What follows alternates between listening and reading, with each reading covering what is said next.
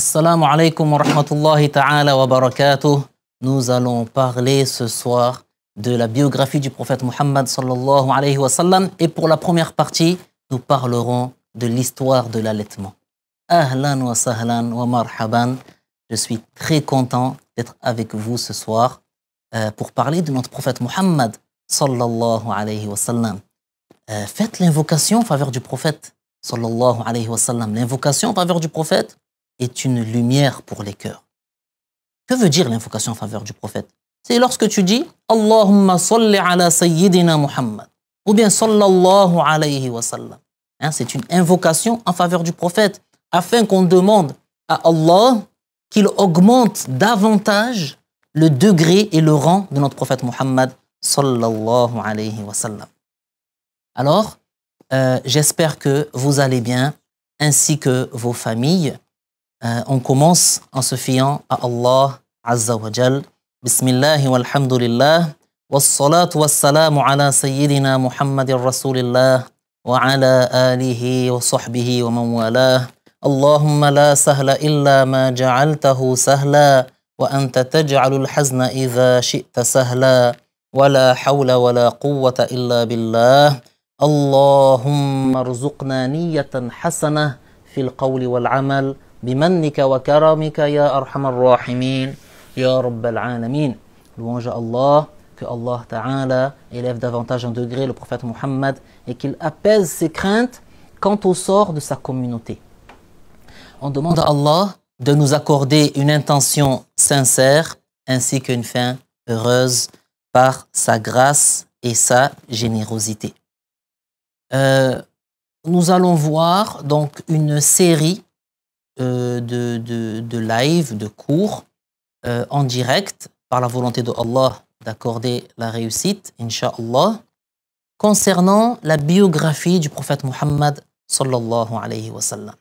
Et aujourd'hui, et ce, après avoir parlé dans le live précédent, je vous renvoie à la dernière vidéo dans laquelle on a parlé de la naissance honorée, la naissance bénie du prophète Muhammad sallallahu alayhi wa sallam. Et donc aujourd'hui, c'est le premier live d'une série consacrée à la biographie du prophète Muhammad sallallahu alayhi wa sallam. Et aujourd'hui, il est consacré au récit de l'allaitement de notre prophète Muhammad sallallahu alayhi wa sallam. Juste pour, tout d'abord, pour contextualiser, le prophète Muhammad sallallahu alayhi wa sallam est né à la Mecque. En fait, il est né à la Mecque. Sa mère, c'est Amina. Son père, c'est Abdullah. Abdullah, qui est le fils de Abdul Muttalib. Et je profite au passage de dire que l'ascendance du prophète Muhammad sallallahu alayhi wa sallam est une ascendance qui est bénie, qui est honorée et qui est pure.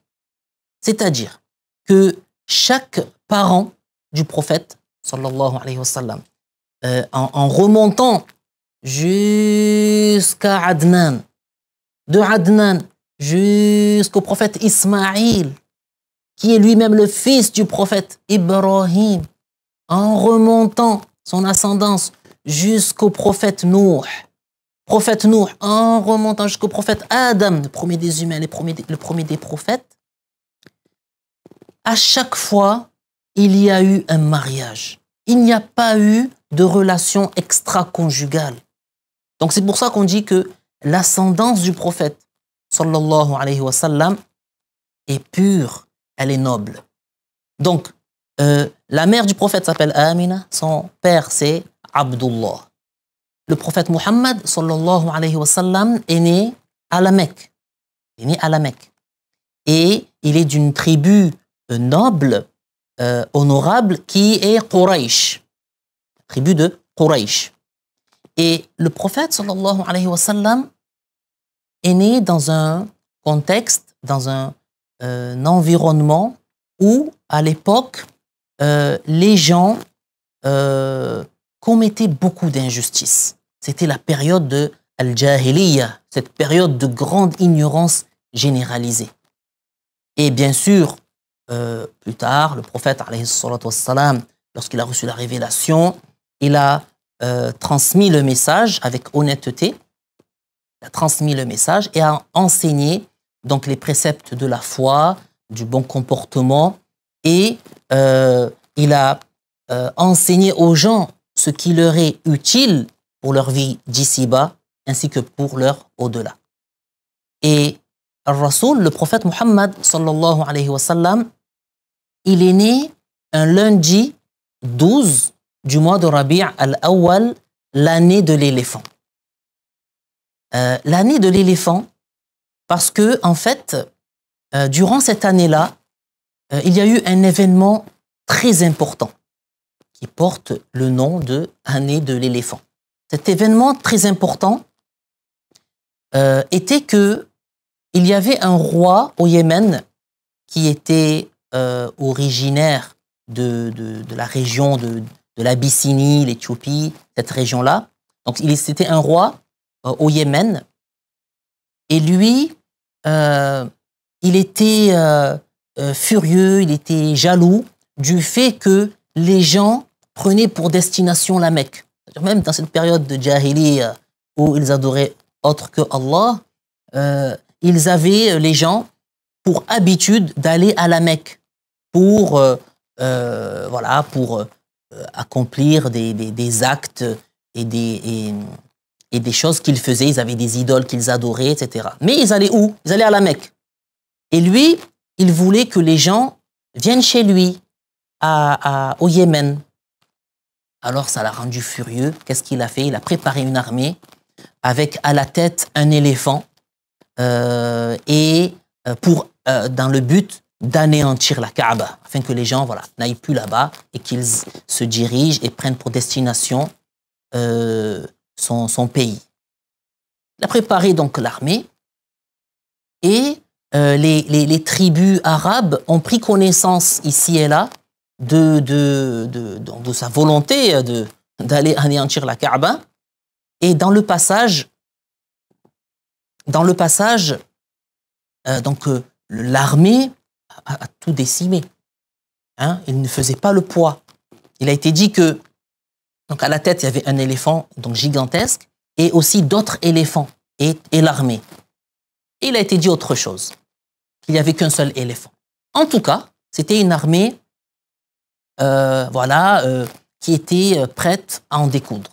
Et les gens ne pouvaient pas, ils n'arrivaient pas à les stopper, à les arrêter. Jusqu'à ce que cette armée arrive aux abords de Al-Haram al-Makki, hein, pas très loin de l'enceinte sacrée de la Mecque. Ils se sont rapprochés de la Mecque. Et là, l'éléphant en question s'assoit. Il y a eu l'histoire, je vous la résume. Et donc l'éléphant s'assoit. Lorsque il pousse l'éléphant, même le frappe pour qu'il avance, il n'avançait pas, il refusait d'avancer. Par contre, lorsque il était dirigé vers le sud, c'est-à-dire vers le Yémen, le chemin du retour, alors il se levait et il partait même en se précipitant, en courant, en se précipitant. Il le dirigeait vers l'est, il partait en courant, pareil. Vers l'ouest, pareil. Mais vers le nord, vers la Mecque, il n'avançait pas, il refusait d'avancer. Et Allah tabaraka wa ta'ala a fait que du côté de la mer viennent des oiseaux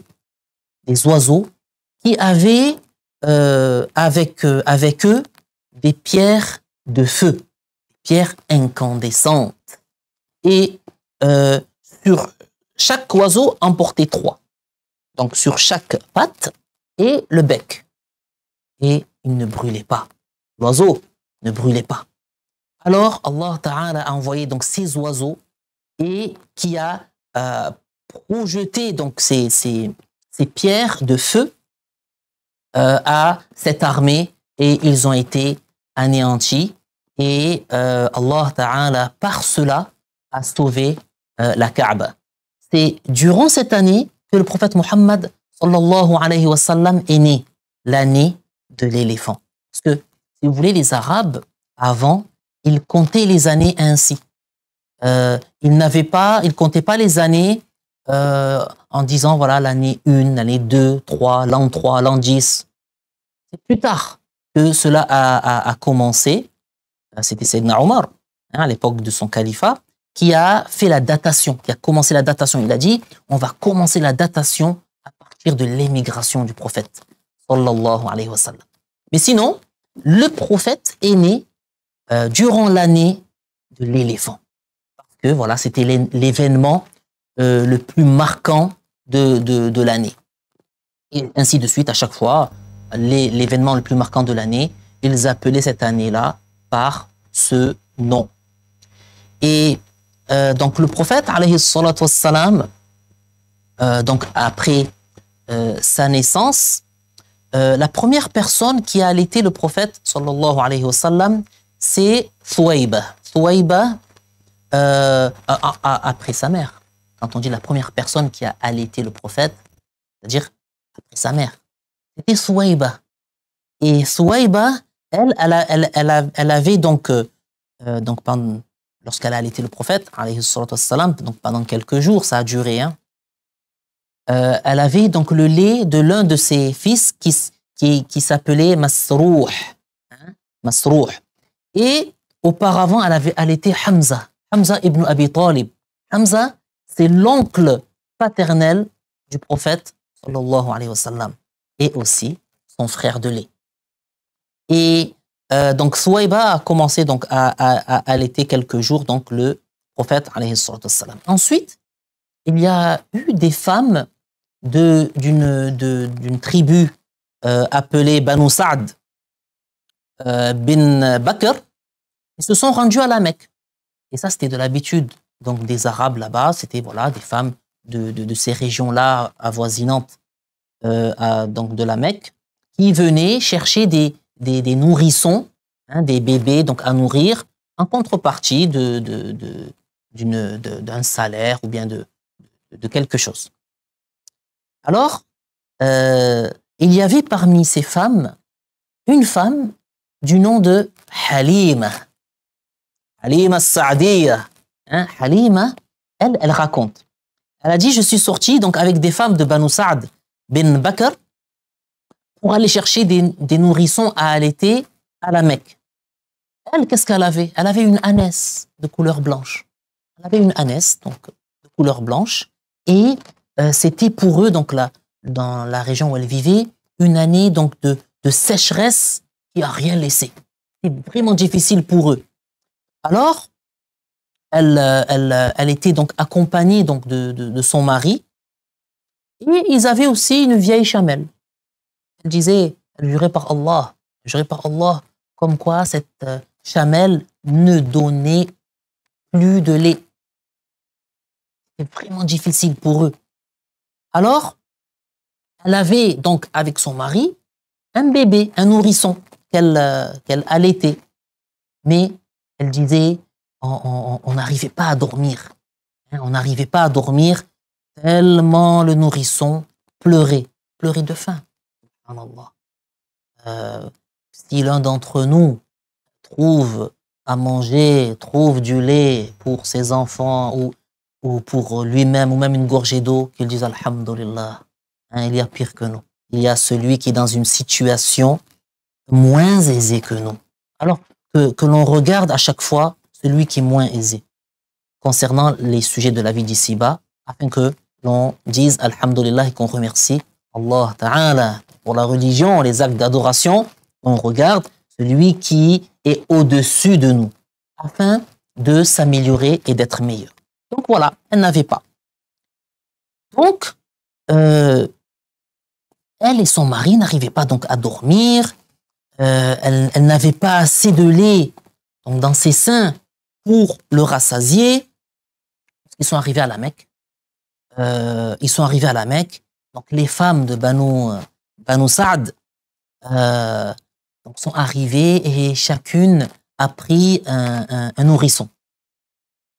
Elle a dit, donc chacune a pu prendre un nourrisson et elles sont retournées avec un nourrisson et moi, donc j'ai vu le messager de Allah sallallahu alayhi wa sallam et que les femmes, lorsqu'elles passaient devant lui,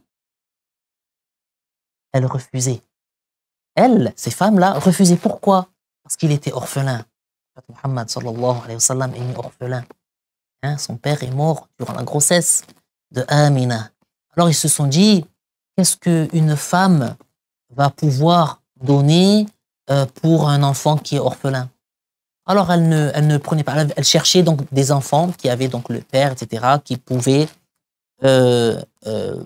rémunérer, qui pouvaient les rémunérer. Allah, Allah. Alors, elle a dit, j'ai pas trouvé de nourrisson. Halima, elle a dit, j'ai pas trouvé de nourrisson. Et je suis repassée donc auprès de lui et j'ai dit, par Allah, je vais le prendre. C'est dit, par Allah, je vais le prendre. Donc elle est retournée, elle l'a pris et son mari, subhanallah, lui a dit, tu l'as pris? Elle a dit, par Allah, oui, je l'ai pris, j'ai pas trouvé autre que lui. Mais j'espère que Allah Ta'ala fera en sorte qu'il y ait en lui des bénédictions. Alors, son mari a dit, donc il a fait des invocations, il a dit, tu as bien fait.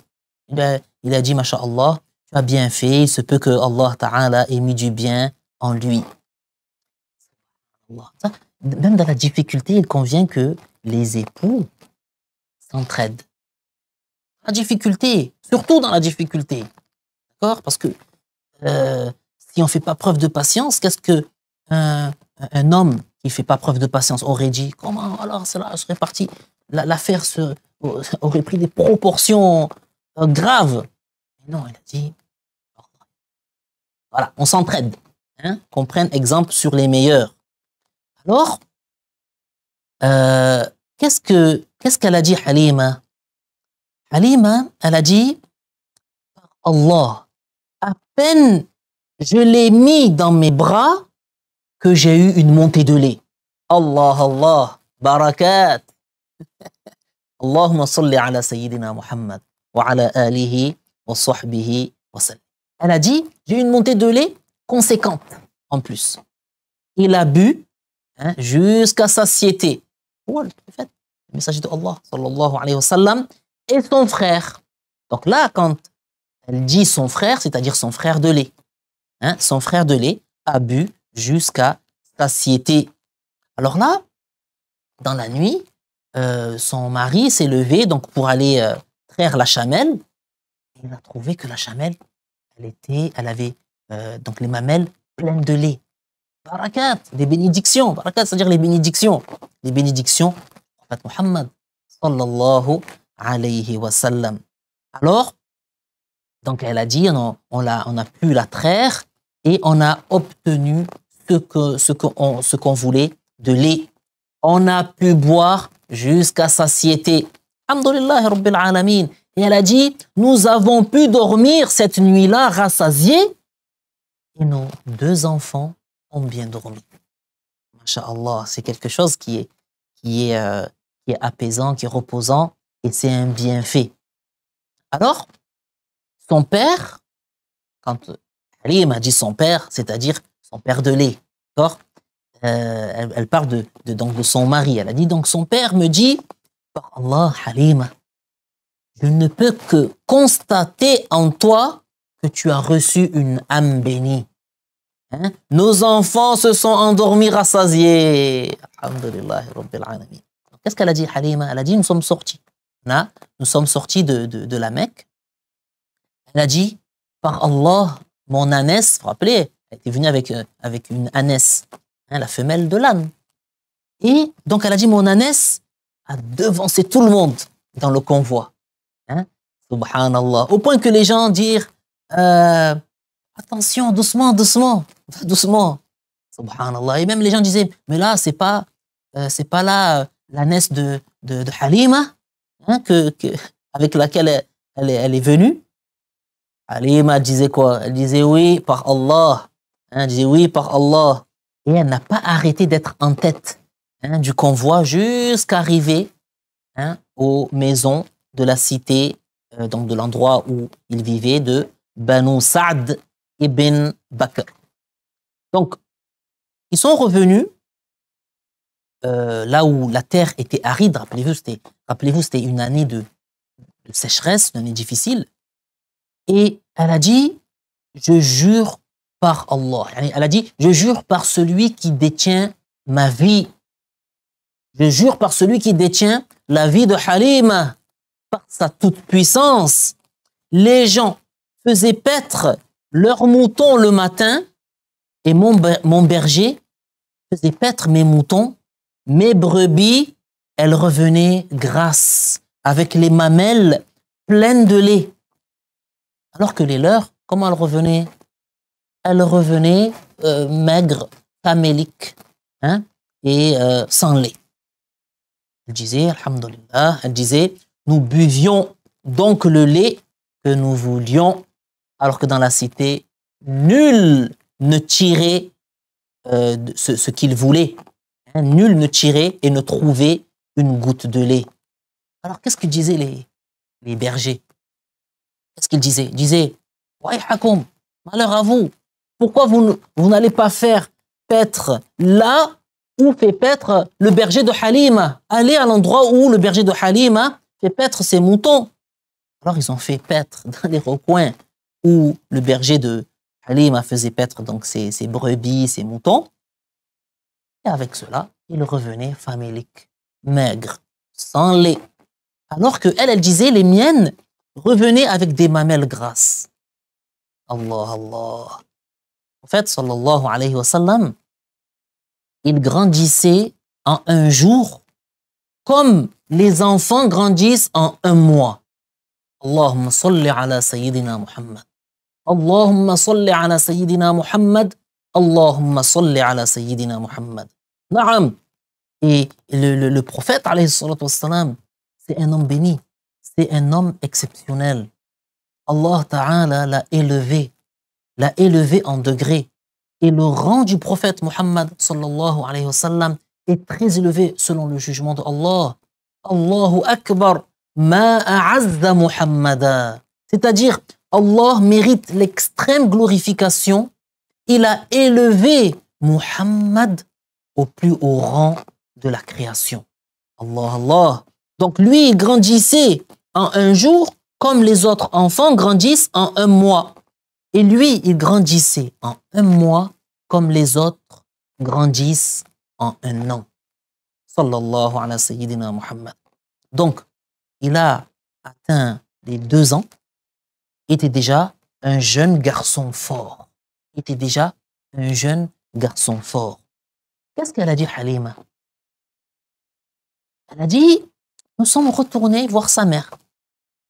Et au bout des 2 ans, elle a dit, on est retourné voir sa mère et on lui a dit, elle et son père, donc son père de lait, elle a dit, voilà, laisse-nous-le, laisse-nous, mon fils, on retourne avec lui, on le garde, yani. C'est-à-dire. Et qu'est-ce qu'ils ont prétexté? Ils ont dit, on craint pour lui les épidémies de la Mecque. Laisse-le, qu'on puisse le garder et voilà. Elle disait, on tenait vraiment et absolument à ce qu'on le garde, on tenait vraiment et absolument à ce qu'on le garde, vu les bénédictions qu'ils ont vues, hein, et ils voulaient profiter des bénédictions du prophète, sallallahu alayhi wa sallam. Comment cela s'appelle? Le fait de vouloir profiter des bénédictions, cela s'appelle tabarruk.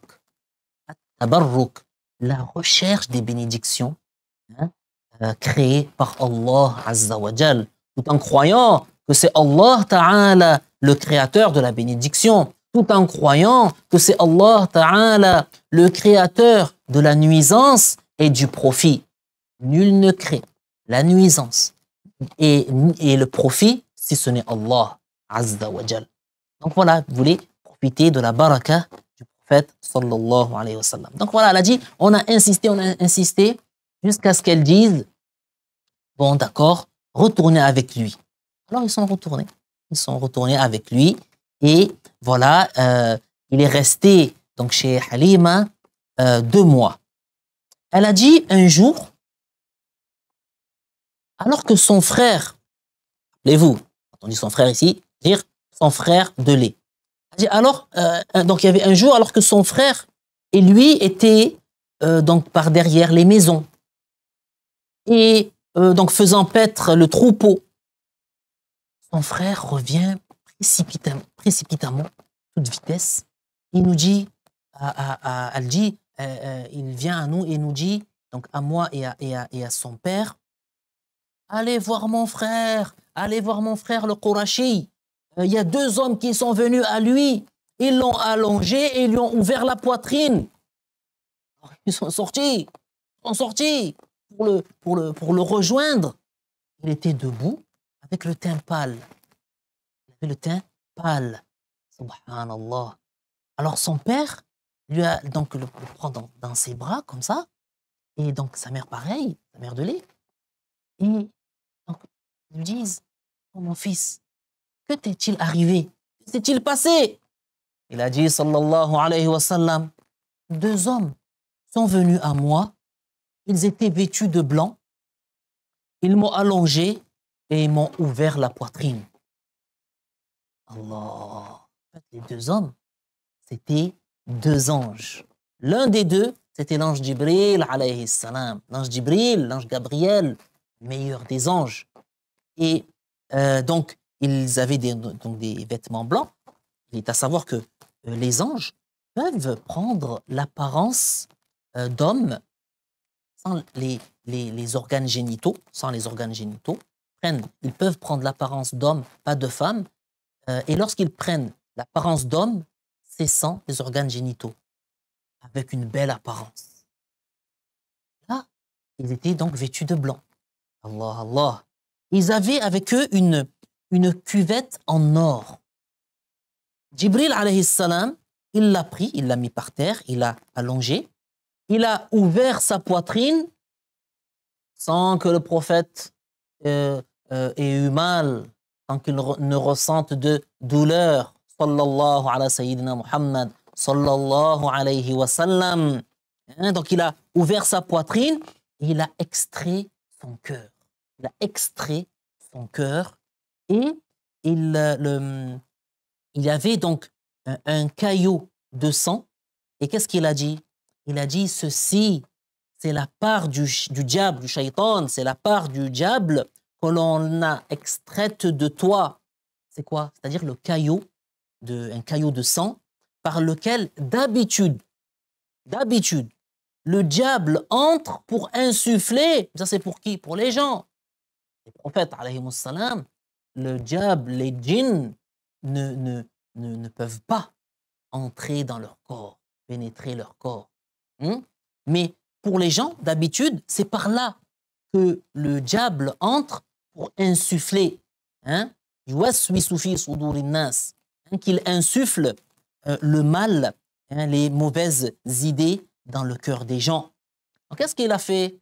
Qu'est-ce qu'ils ont fait les anges? Ils l'ont lavé. Ils ont lavé ce caillot de sang, donc et aussi le cœur du prophète alayhi salatu wassalam. Ensuite, ils l'ont remis en place et ils ont cicatrisé l'endroit de l'ouverture.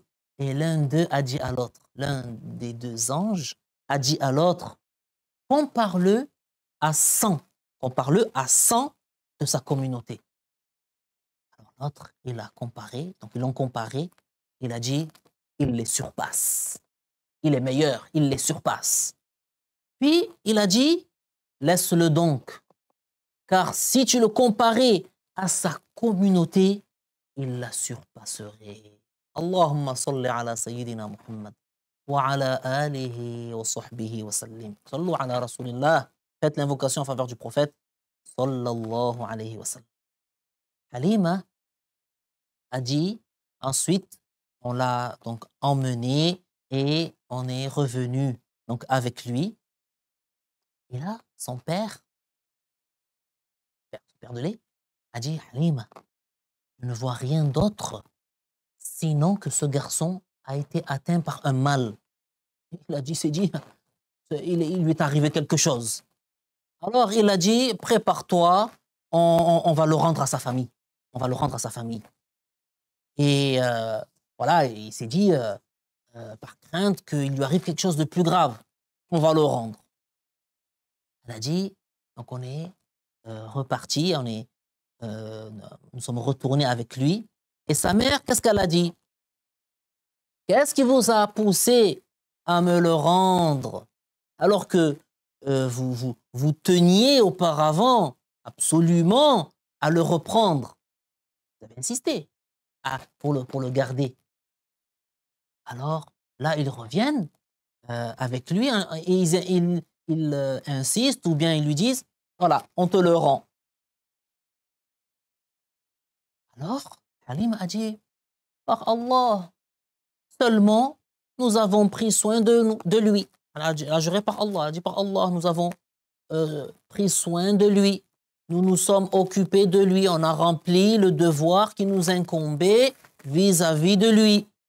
Mais ensuite, on a eu peur pour lui qu'il lui arrive quelque chose. Qu'il lui arrive quelque chose et nous nous sommes dit qu'il valait mieux qu'il soit dans sa famille. Mère du prophète Amina, la dame Amina, hein, que Allah Ta'ala l'agrée, elle a dit, par Allah, je ne vois pas que c'est cela la véritable raison. Pas ça la véritable raison. Allah a dit, dites-moi ce qui vous est arrivé à vous et à lui.